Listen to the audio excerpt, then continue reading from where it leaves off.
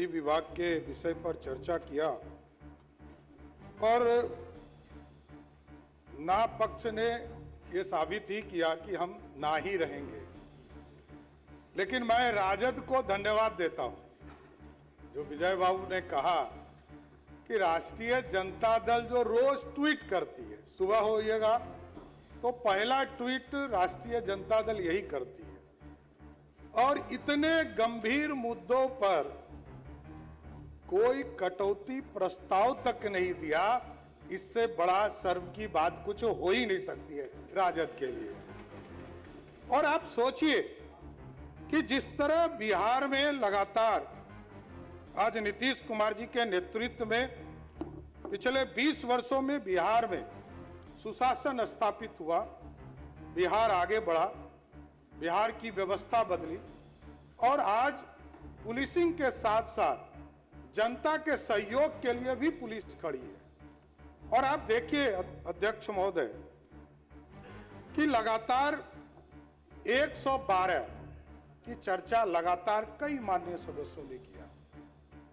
112 के माध्यम से लाखों लोगों को, चाहे वो अग्निकांड से जुड़ा मामला हो, हत्याकांड से जुड़ा हुआ हो या किसी तरह की अप्रत्याशित घटना हो, उससे सीधा लाभ और लगभग आप समझिए घरेलू हिंसा, महिला और बच्चों के विरुद्ध लगभग 4.5 लाख मामले आए, जिसका निष्पादन बिहार की पुलिस ने करने का काम किया।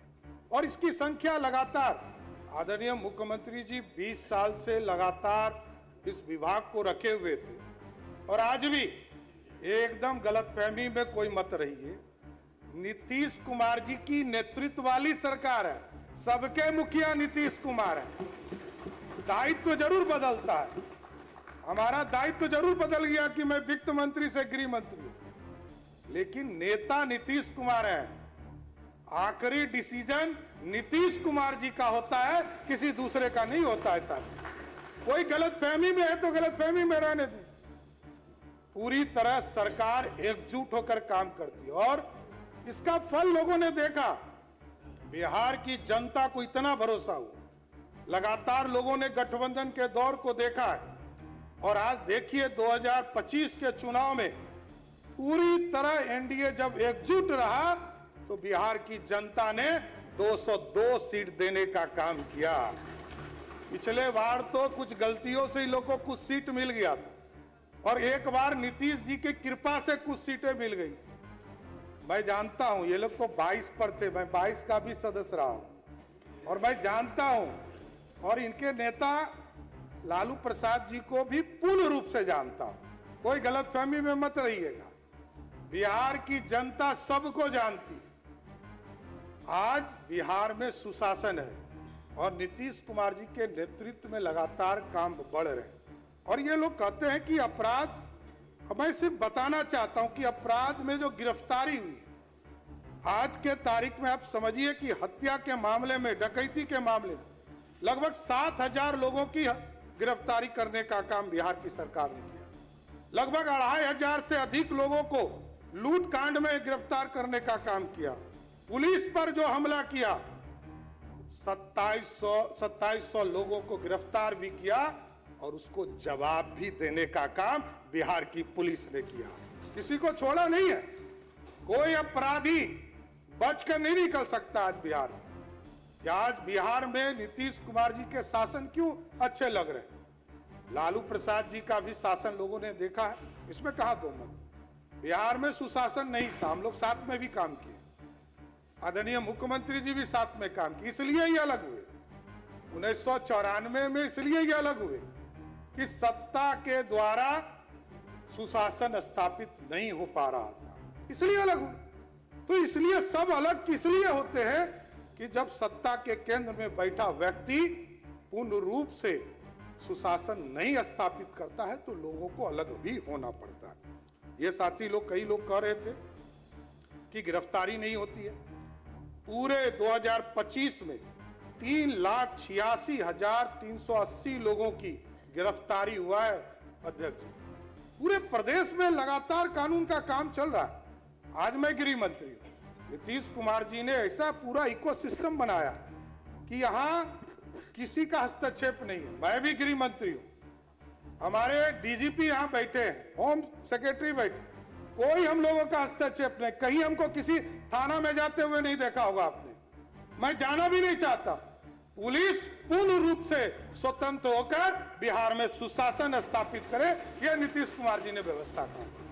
और आज देखिए लगातार कार्रवाई हो रही। लोग तो कहते हैं, एयरपोर्ट पे लोग उतरते हैं और कहते हैं कि बिहार पुलिस चींटी भी नहीं मार पाई, और वो आदमी 2 घंटा के अंदर गिरफ्तार होता है, कहता है हम तो बीमार हो गए। अब हाथी भी बीमार होकर पुलिस के डर से हॉस्पिटल में जाना पसंद करता है। यह स्थिति है बिहार का। आप समझ लीजिए बिहार कैसे बदल चुका है। यह सिर्फ गलत बयान ही करते हैं।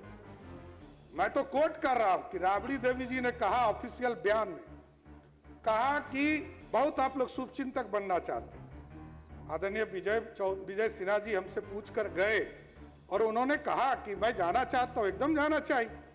पॉलिटिकल कार्यकर्ता स्वाभाविक है, कोई घटना होगा तो जाएंगे, लेकिन मैं ये जानना चाहता हूं, राबड़ी देवी जी ने ऑफिशियल बयान दिया कि उस कांड में मंत्री का बेटा, मैंने कहा आप नाम बताइए और प्रूफ दीजिए, 24 घंटे के अंदर बेऊर के जेल में बंद करूंगा। ये कहां से, कौन सा सुशासन, कैसे प्रश्न उठा सकते हैं? आपको जवाब देना पड़ेगा। आप यदि सदन के सदस्य हैं तो आपको जवाब देना चाहिए, बताना चाहिए।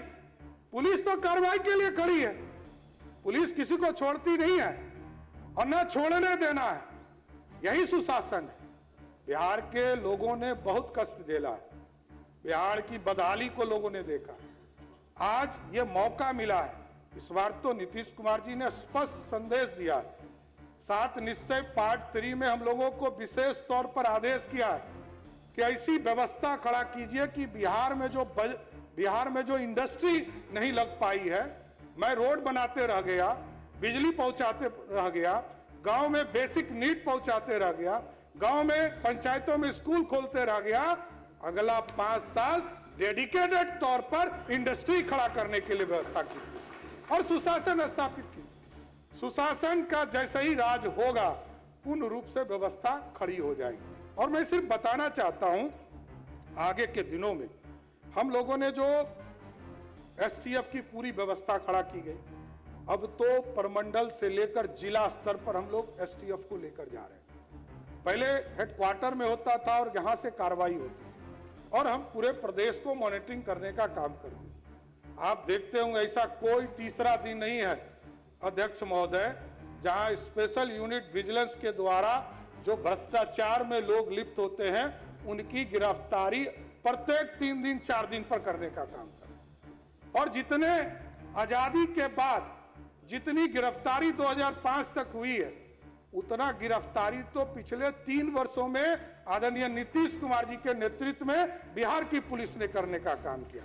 इसलिए लगातार आगे भी कार्रवाई किया जा रहा है। पुलिस सैनिटाइज करने के लिए हम लोगों ने तय किया कि सभी थाने में हमारे एसपी जाएंगे और आरक्षी अधीक्षक जाकर वहां जनता दरबार लगा रहे हैं। मुख्यमंत्री जी का स्पष्ट संदेश था कि आप सभी जिलाधिकारी से लेकर कितने जो भी अफसर हो, टॉप टू बॉटम, चाहे एसीएस के पदाधिकारी हो या नीचे एक थाना का कर्मचारी हो, सबको कहा गया कि जनता दरबार लगाना है और 2 दिन लगाने की व्यवस्था की।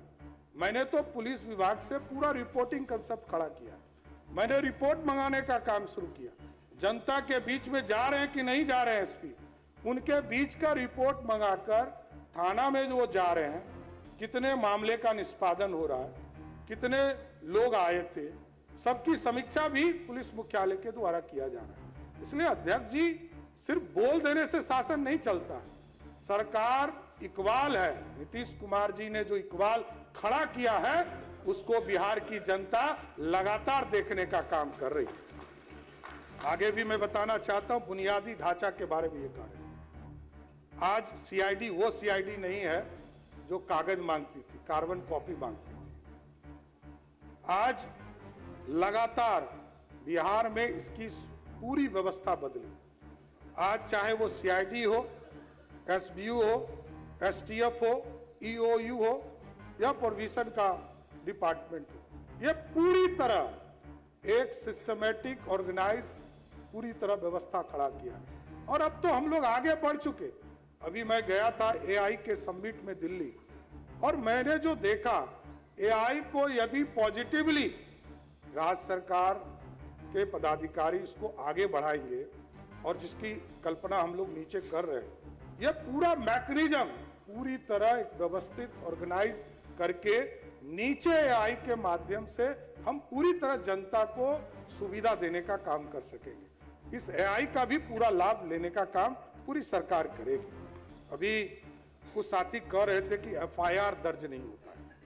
मैं एक रिपोर्ट बताना चाहता हूं कि मैं बताना चाहता हूं अध्यक्ष महोदय, अब तो ये व्यवस्था है कि ईएफआईआर का मामला हो या एनसीआरबी के माध्यम से एफआईआर हो या किसी वरीय पदाधिकारी या किसी ऑफिसर के माध्यम से निर्देशित किया गया हो, आपको जानकर खुशी होगी जितने आवेदन आए, क्योंकि जांचना है, पहले उसको जांचना भी है, जितने आवेदन आए उसमें 96.16% सही पाए गए और एफआईआर दर्ज करने का काम किया गया। यह स्पष्ट है, लगातार काम किया जा रहा है।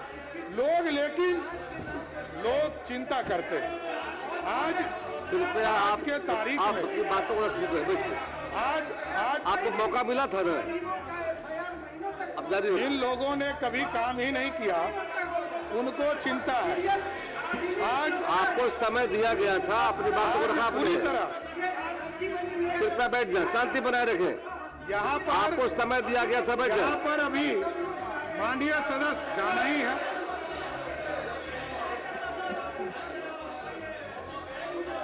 हम माननीय सदस्य इन लोगों को जाना ही है सर, क्योंकि इन लोगों कोई गंभीर नहीं है, जनता के लिए कोई गंभीर नहीं है।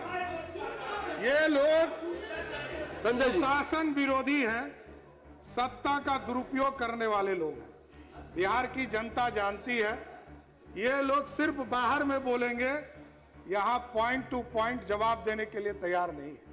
आज ये जान लीजिए सर, आज लगातार जो स्थिति है, ये लोग कह रहे थे कि हम जाते हैं अपने क्षेत्रों में तो लोग कहते हैं कि पुलिस वाले के लिए कोई व्यवस्था खड़ी नहीं है। मैं सिर्फ बताना चाहता हूं अध्यक्ष महोदय, अभी भी आवासन के लिए मुख्यमंत्री जी के निर्देश के बाद लगभग 27,000 लोगों के लिए, जो सिपाही हमारे साथी हैं, उनके लिए 618 भवन बनाने का काम थाना में किया गया।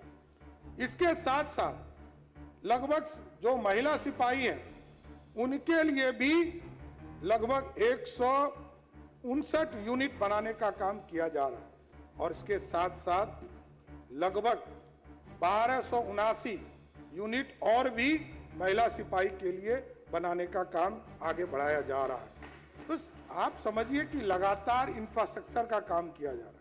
और आज के तारीख में जिस तरह सेंट्रलाइज्ड मॉनिटरिंग सिस्टम सीएमएस के माध्यम से जो एसटीएफ के द्वारा स्थापित किया गया है, बेल्ट्रॉन के द्वारा, इसको और आगे व्यवस्थित करने का काम किया जाएगा, जिसके माध्यम से हम थाने का मॉनिटरिंग और अच्छे ढंग से करने का काम कर सकेंगे। इसके साथ साथ जिले में 968 थाने को ऑनलाइन सीसीटीवीएस नेटवर्क से जोड़ा गया, और तथा इसके अतिरिक्त 343 थाने ओपी को सीसीटीएनएस के अक्षित नहीं है, जिसको आगे की कार्रवाई की जा रही है।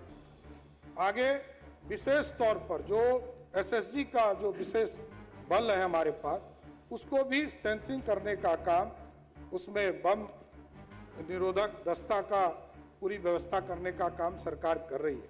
आगे भी 2025-26 में आपने देखा वित्तीय वर्ष में पुलिस थाना सर्विलांसिंग परियोजना के प्रथम चरण और द्वितीय चरण में 1212 थानों में कार्यरत सीसीटीवी को ऑनलाइन किया गया, और इसके साथ साथ 176 थाने के सीसीटीवी कैमरा का अधिष्ठापन डैशबोर्ड निर्माण भविष्य में नए थाने का सृजन की संभावना के मद्देनजर प्रशासनिक स्वीकृति दी गई है।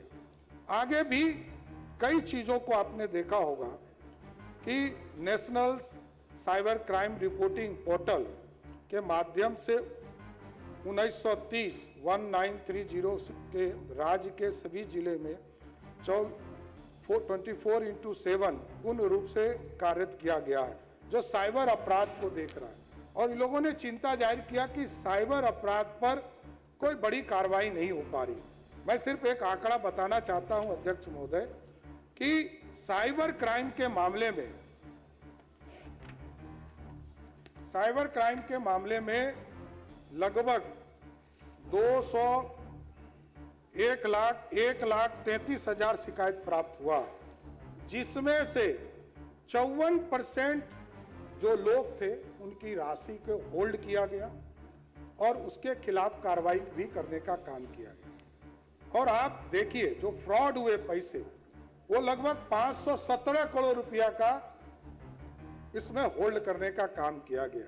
उसमें से कई लोगों को इसका पैसा भी रिसीव करा दिया गया और आगे इसकी कार्रवाई चल रही है। लेकिन आप देखेंगे कई लोगों ने ये चिंता किया कि आगे कार्रवाई और कैसे बढ़ते रहे। हम लोगों ने साइबर अपराध के बाद अभी सोशल मीडिया पर भी इसको आगे बढ़ाने का काम किया है, इसकी भी मॉनिटरिंग करने का काम शुरू किया गया। लेकिन क्षमता निर्माण और कौशल विकास, इसके लिए लगातार ट्रेनिंग का काम लगातार बिहार की पुलिस कर रही है। अभी आदरणीय मुख्यमंत्री जी ने राजगीर में इसकी पूरी व्यवस्था की। अभी लगभग 1200 से अधिक हमारे एसआई के जवान थे, उनको पास आउट करने का काम किया। और आगे भी जो लोग जिस भी मामले में ट्रेनिंग लेना चाहते हैं, जो पुलिस के सेक्टर हैं, चाहे वो साइबर अपराध हो, चाहे वो कौशल विकास का मामला हो या क्षमता निर्माण का मामला हो, इसको आगे बढ़ाने का काम किया जा रहा है। इसलिए आगे